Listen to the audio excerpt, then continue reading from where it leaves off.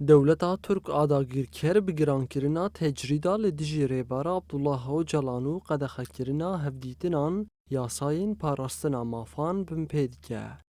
لهمبری پولیتیکاین داگیرکریه کارودان و نراسیبون زیدتر دبن و داخواستین آزادی فیزیکی یا ریبرا پول سرانسری جیهان اولان ددن. تکلداری مجاره اندام انجمنا مالبات شهیدان آفرینه عدنان شیخ محمد دبیجه هزین دستلاتدار بگیران کرنا تجرید دخوازن گل کرد قربکن. اشتي ويجرتني خاصة الريبار أوبو وقال لي كرت جاب دقات بكن أو كاتن حسبوه ون هونوبي لهم ون نزوني فكرة ريبار أوبو تحر سري زورك كردو قال لي كردو جنة كردو أب قشتي شني سروك أوبو قرتنا أب جرون كرني تجريد إيرو سر ريبار أوبو جرون دكن كات سولاس سيه جبر التجريد هبي تجريد جرون تردكن جبر شوف التجريد جرون دكن جبرگ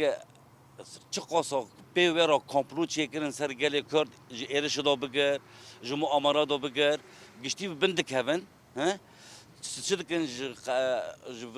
جبر وی بنکتنی ونورا دان ربر آبو تجری سروی گراند کن.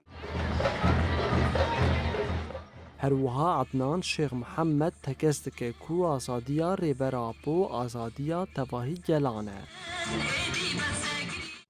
فکر ربر آبو اما بسرخینن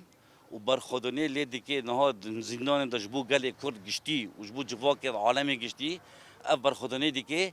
برخودنی که پیروزه و امجی کدیوی ام العرضه نهلن جبرگه رهبری کی نگه بس ایگالی کرده رهبری کی گشتی جواکایه رهبری کی فیلسوف العصر یعنی عرب قال عرب نوفل سروكرن فيلسوف العصر آزادی رهبر آبو نه بس گلی کرتنه آزادی رهبر آبو دغازند گشتی گل عالم ده مثلا امم دو چی هندر بریتانی دا ای خودی قامپول سر رهبر آبو چه کنه یک جه بریتانیای به هزاران به میلیونان